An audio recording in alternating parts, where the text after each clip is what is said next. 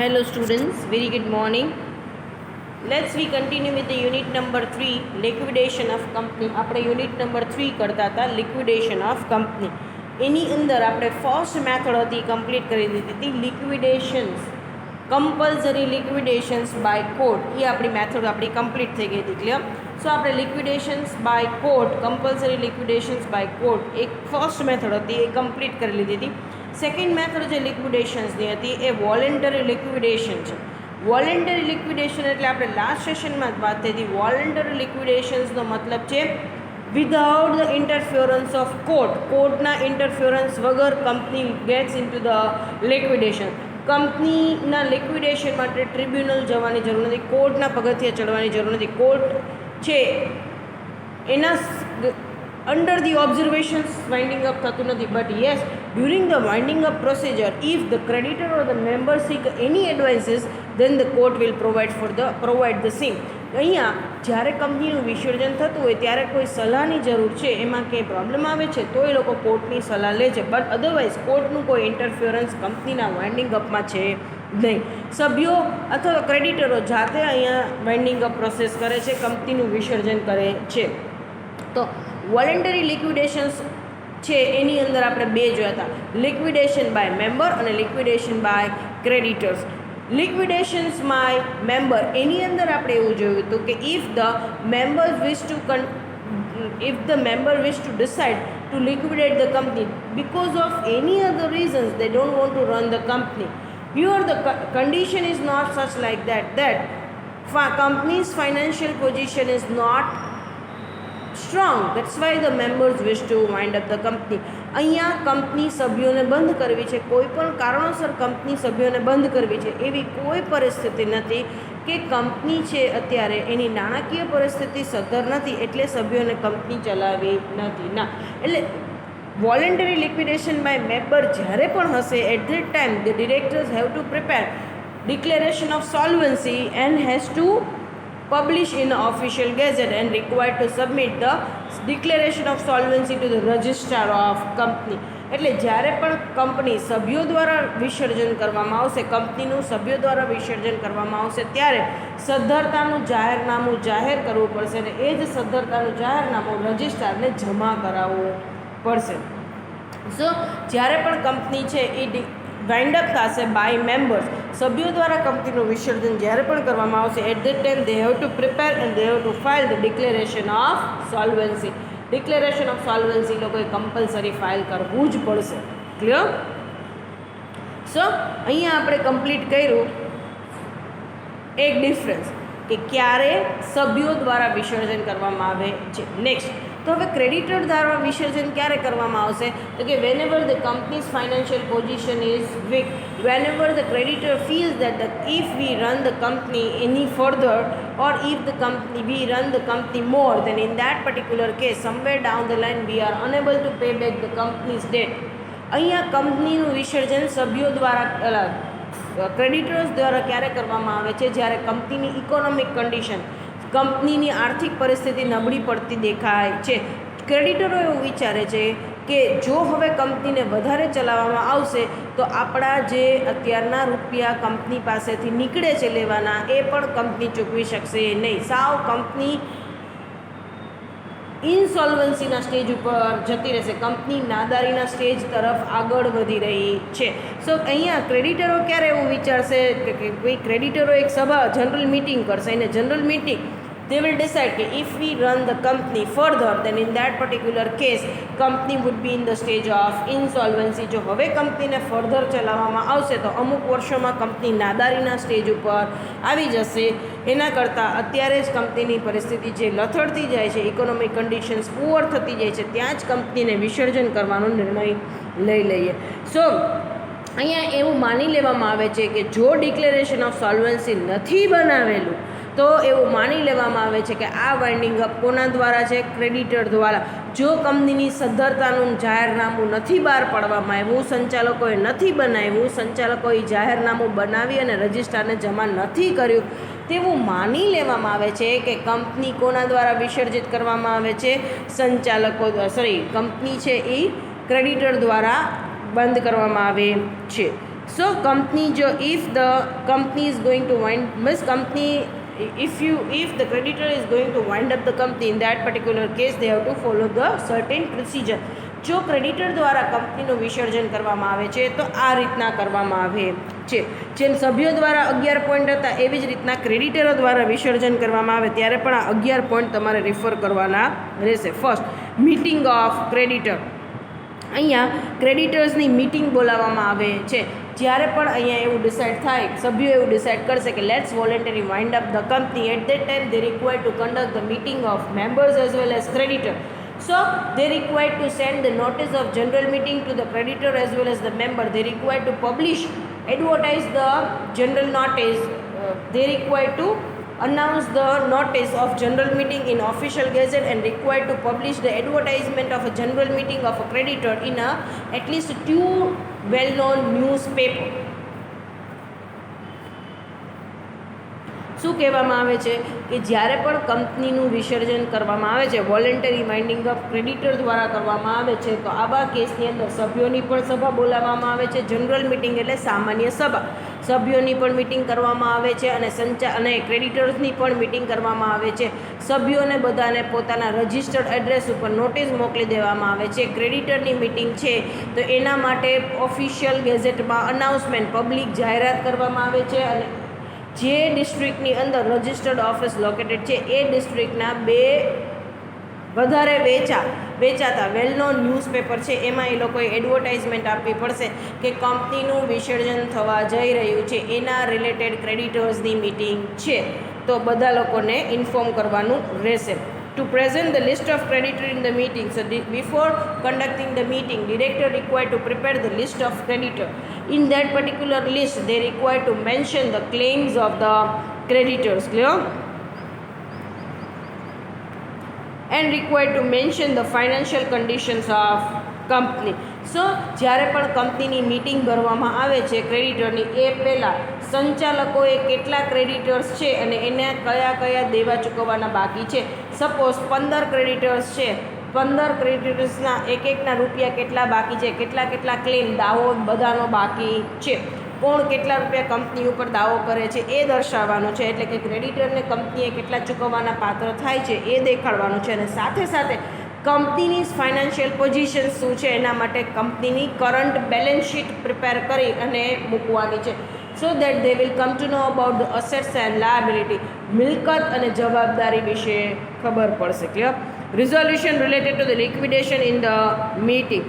અહીંયા જો સબ ક્રેડિટર્સ ઈચ્છે કે કંપનીની ફાઇનાન્શિયલ પોઝિશન જોતાં એ નિર્ણય લેવો છે કે let's we wind up the company and we recollect the amount. જો અહીંયા કંપનીની નાણાકીય પોઝિશન્સ જોતાં સભામાં એવું લાગે બધા ક્રેડિટરને કે કંપની હવે વધારે ચલાવી નથી, નાણાકીય પરિસ્થિતિ ઉપરથી એવું પ્રતીત થાય છે, તો બધા ક્રેડિટર એવું ઈચ્છે, મેજોરિટી ક્રેડિટર એવું ઈચ્છે કે કંપનીનું વિસર્જન કરવું એ જ હિતાવહ છે. So let's wind up the company. તો આવા કેસની અંદર એ લોકોએ એ રિઝોલ્યુશન પાસ કરવું, સ્પેશિયલ રિઝોલ્યુશન્સ ક્રેડિટરે પાસ કરવું પડશે. જો મિટિંગમાં કોરમ નહીં હોય, if there is a lack of quorum, minimum creditors present નહીં હોય, તો આવા કેસની અંદર કંપનીના વિસર્જનનું સ્પેશિયલ રિઝોલ્યુશન, કંપનીની વિસર્જનનું ખાસ ખરડો છે એ જે તે મિટિંગમાં પસાર થશે નહીં. But again they have two conduct the meeting. ફરી એ લોકોએ જો એ કોરમ નથી થતી, મિનિમમ રિક્વાયરમેન્ટ નથી થતી, તો આ મિટિંગની અંદર કંપનીના વિસર્જનનો નિર્ણય આવશે નહીં. એટલે ફરી કંપનીના વિસર્જનનો નિર્ણય લેવા માટે એ લોકોએ ફરી મિટિંગ અરેન્જ કરવી પડશે ક્રેડિટરે. અને નેક્સ્ટ મિટિંગમાં જ્યારે કોરમ થઈ જશે, ઓછામાં ઓછી ક્રેડિટરની સંખ્યા પ્રેઝન્ટ હશે, ત્યારે એ લોકો રિઝોલ્યુશન પાસ કરશે કંપનીનું વિસર્જનનું. Notice of resolution to the registrar. શું કહે છે કે required to submit the copy of resolutions to the registrar within the 10 days from the date of passing the resolutions. અહીંયા શું કહે છે કે જેવા ક્રેડિટરો મિટિંગમાં સામાન્ય મિટિંગ કરે, whenever the creditor conduct the general meeting and in the general meeting they pass the resolution, special resolution for the winding up of the company. સામાન્ય સભા ક્રેડિટરોની ભરાય અને એની અંદર ક્રેડિટરો નક્કી કરે, ખાસ ખરડો પસાર કરીને કે કંપનીનું વિસર્જન કરવું છે. તો આવા કેસની અંદર જે દિવસે રિઝોલ્યુશન પાસ થયું છે, જે દિવસે ખાસ ખરડો પાસ થયો છે, ત્યાર પછીના 10 ડેઝની અંદર રજિસ્ટ્રારને ખરડાની કોપી જમા કરાવવાની રહેશે. So required to file the copy of resolutions to the registrar within the 10 days from the date of passing a resolution.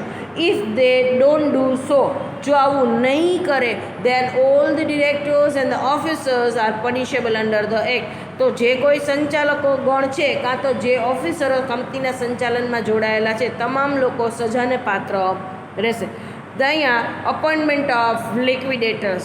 એકવાર કંપનીનું વિસર્જન નક્કી થઈ ગયું, ક્રેડિટર એવું નક્કી કરી લીધું કે કંપનીની નાણાકીય પરિસ્થિતિ જોતાં કંપની માટે વિસર્જન કરવું એ નિર્ણય લેવો હિતાવહ છે. Once they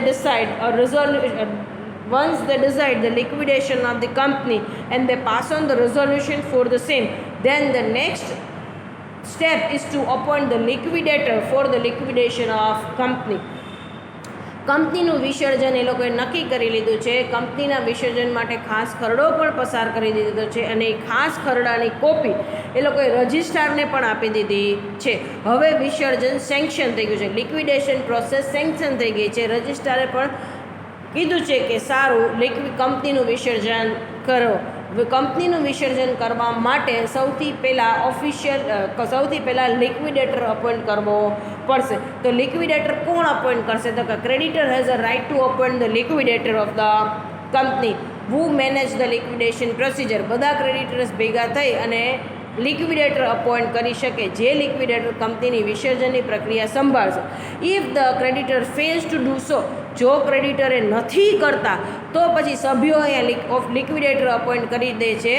ક્રેડિટર્સના બદલામાં ડિરેક્ટર અને સભ્યો અપોઇન્ટ કરશે અને લિક્વિડેટર તરીકે વ્યક્તિ લિક્વિડેટર તરીકે કામ કરશે. કદાચ ક્રેડિટરને પણ લિક્વિડેટર અપોઇન્ટ કરવો છે અને સામે members even wish two appoint the liquidator, સભ્યોને પણ લિક્વિડેટર અપોઇન્ટ કરવો છે, ક્રેડિટરને પણ લિક્વિડેટર અપોઇન્ટ કરવો છે, તો પણ વાંધો નથી.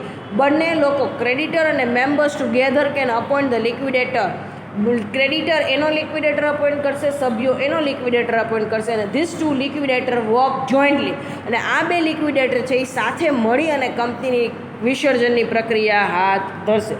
દેન appointment of the committee of inspection. લિક્વિડેશનની પ્રોસેસ છે એને સુપરવાઇઝ કરવા માટે, એના ઉપર કંટ્રોલ કરવા માટે, અંકુશ રાખવા માટે, એની પ્રવૃત્તિને સુપરવાઇઝ કરવા માટે અહીંયા એક કમિટી ઓફ ઇન્સ્પેક્શન્સ, નામ જ એ છે કમિટી ઓફ ઇન્સ્પેક્શન.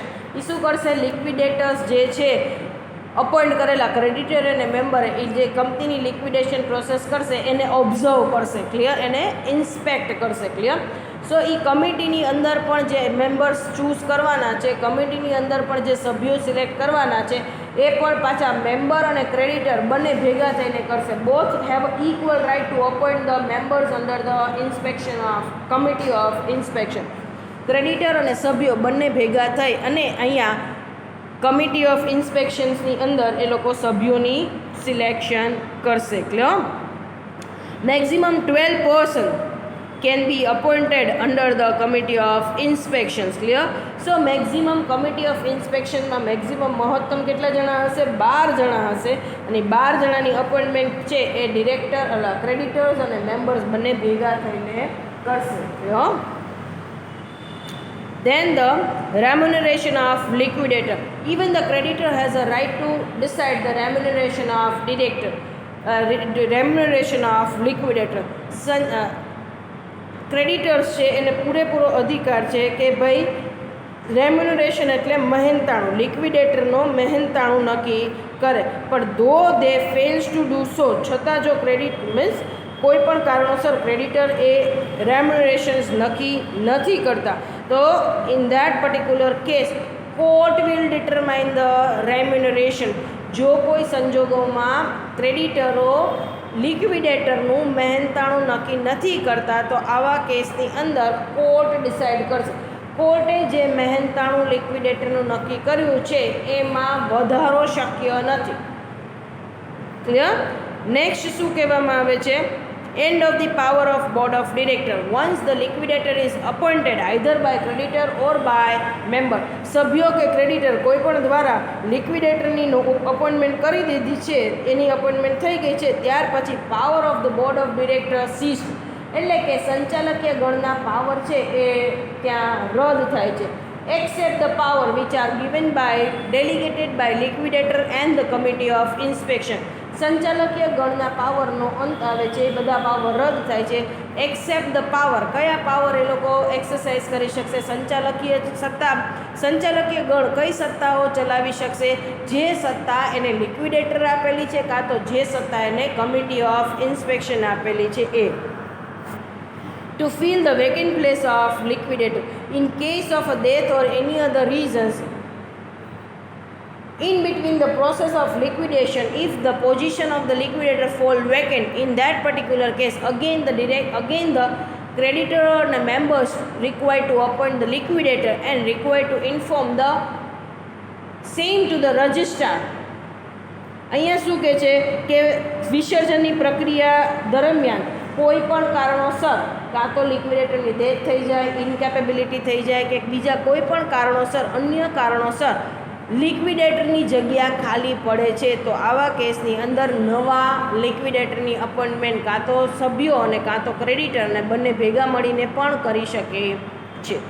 હવે ઈ લિક્વિડેટર જે નવા અપોઇન્ટ થયા એનું પાછી જાણ તમારે કોની કરવી પડશે? રજિસ્ટ્રારને. એટલે જે દિવસે નવા લિક્વિડેટર અપોઇન્ટ કરો છો ત્યાર દિવસથી 10 દિવસની અંદર ફરી રજિસ્ટ્રારને તમારે નવા લિક્વિડેટરની ડિટેલ અને નવા લિક્વિડેટરની અપોઇન્ટમેન્ટ વિશે જાણ કરવાની રહેશે. To conduct the meeting of creditor. અહીંયા શું કહે છે કે if the liquidation process last for more than 1 year, એટલે કે કંપનીના લિક્વિડેશનની પ્રોસેસ, કંપનીના વિસર્જનની પ્રક્રિયા 1 વર્ષથી વધારે ચાલે છે, then in that particular case at the end of the financial year liquidator required to conduct the general meeting of creditors and the member. વિસર્જનની પ્રક્રિયા 1 વર્ષ કરતાં વધારે ચાલે છે,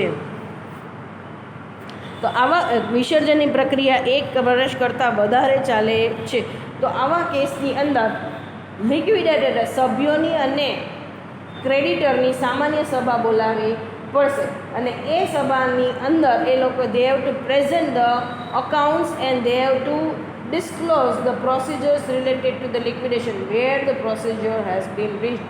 એ લોકોએ કહેવું પડશે મિટિંગની અંદર કે કંપનીની વિસર્જનની પ્રક્રિયા ક્યાં પહોંચી અને કેવી રીતના ચાલે છે, અત્યાર સુધીમાં કેટલી મિલકતો વેચાણી અને કેટલા દાવા સામે ભરપાઈ થયા, બધી વસ્તુઓ કહેવી પડશે.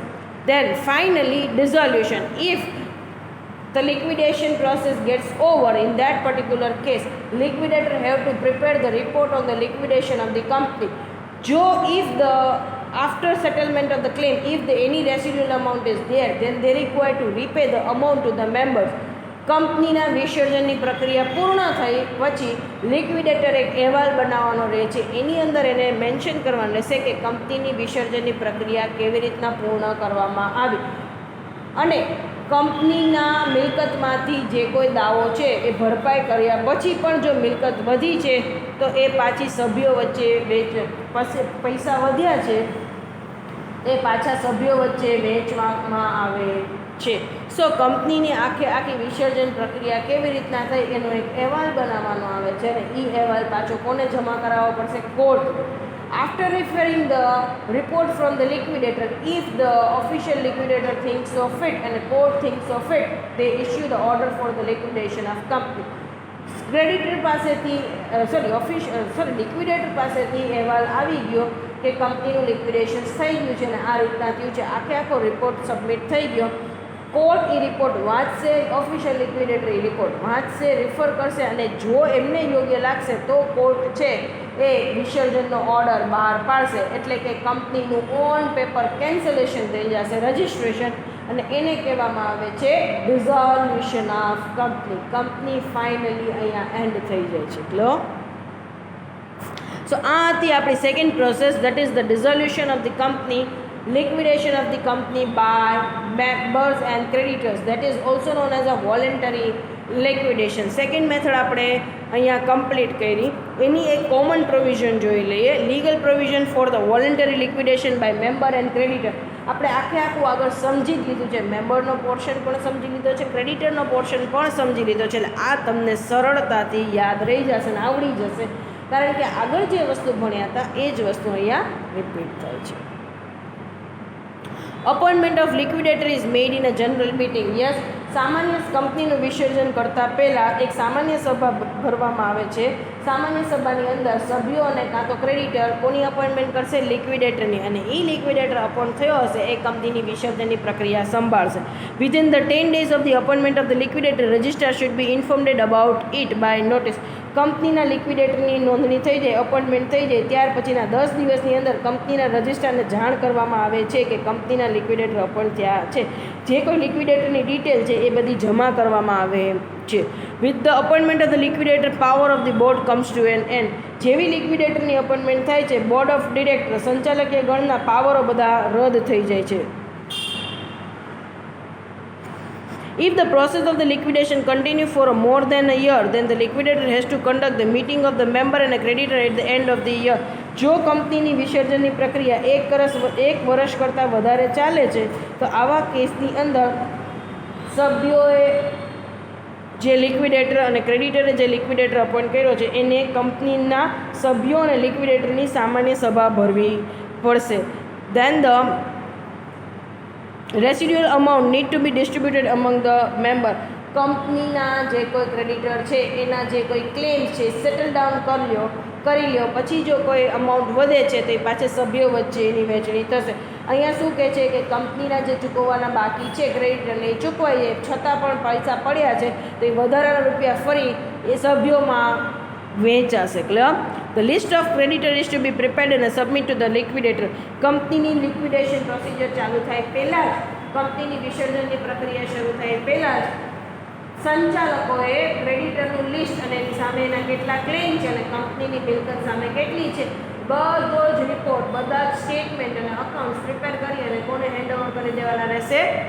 લિક્વિડેટરને. Clear? After the completion of liquidation, required to give the detail as to what use was made of the assets and the account. અહીંયા કંપનીનું વિસર્જનની પ્રક્રિયા પૂર્ણ થઈ જાય એટલે લિક્વિડેટરે એક અહેવાલ બનાવવાનો હોય છે અને એ અહેવાલમાં લખવાનો હોય છે કે કંપનીની મિલકત કેટલી હતી અને મિલકતમાંથી કેટલા રૂપિયા મળ્યા અને એ કેવી રીતના ચૂકવણી ક્રેડિટરને એમાંથી કરવામાં આવી. એ બધી જ વસ્તુઓ એને લખી એક અહેવાલ બનાવવાનો હોય છે. અહેવાલ ત્યાં જમા કરાવવાનો રહેશે કોર્ટમાં. Clear? The expenses and the remuneration of the liquidator are paid before paying the other dues. જે કોઈ લિક્વિડેટરનું મહેનતાણું છે એ મહેનતાણું અને વિસર્જનનો ખર્ચ જે છે, વિસર્જન માટેનો જે ખર્ચ છે એ ખર્ચ અને જે મહેનતાણું છે એ પહેલાં જે કોઈ મિલકત વેચાય એમાંથી ચૂકવી દેવામાં આવશે. ત્યાર પછી ચૂકવવાના દેવાના બાકી છે એની વહેંચણી શરૂ થશે. સો these are the common provisions for the liquidation by members and creditors. સો આપણે અહીંયા આજે કમ્પ્લીટ કરીએ છીએ સેકન્ડ મેથડ ઓફ લિક્વિડેશન. કંપનીના લિક્વિડેશનની સેકન્ડ પ્રોસેસ આજે અહીંયા આપણે કમ્પ્લીટ કરી લીધી છે. આવતીકાલના લેક્ચર્સની અંદર હવે આપણે જોઈશું થર્ડ મેથડ છે, that is liquidations or the winding up procedure subject to the supervision of tribunal. પહેલી મેથડ અને બીજી મેથડનું કોમ્બિનેશન છે એટલે ત્રીજી મેથડ છે. Winding up process subject to the supervision of court. Subject to the supervision of court એટલે કોર્ટનું interference નથી પણ કોર્ટ છે એ સુપરવાઇઝ કરે છે કંપનીની જ્યારે વિસર્જનની પ્રક્રિયા થાય છે એને ઓબ્ઝર્વ કરે છે. તો ફર્સ્ટ ટુનું કોમ્બિનેશન છે એ તમારી મેથડ નંબર 3 થશે. સો પહેલું હતું વોલન્ટરી લિક્વિડેશન બાય કોર્ટ, બીજું વોલન્ટરી લિક્વિડેશન બાય મેમ્બર અને ક્રેડિટર, અને થર્ડ છે under the supervision of court. A third point complete થઈ જાય પછી તમારે બે શોર્ટ નોટ ભણવાની છે, official liquidator and liquidator. A 3 point આપણા કમ્પ્લીટ થઈ જાય પછી તમારું અહીંયા યુનિટ નંબર 3 કમ્પ્લીટ થઈ જશે. સો આવતીકાલના લેક્ચરમાં ઇફ પોસિબલ તો આ પ્રોસેસ બહુ જ નાની છે, winding up procedure subject to the supervision of tribunal એ કરી લેશું. ઓફિશિયલ લિક્વિડેટર અને લિક્વિડેટર આમ કોઈ ફેર નથી, બંનેની વસ્તુ સેમ જ છે, થોડો માઇનર ડિફરન્સ છે. કોના મિનિંગમાં? ઓફિશિયલ લિક્વિડેટરને અને લિક્વિડેટરની વચ્ચે બહુ જ માઇનર ડિફરન્સ છે. એ કમ્પ્લીટ કરી શક્ય હશે તો આવતીકાલે will finish up with the unit number 3. Thank you so much for the same.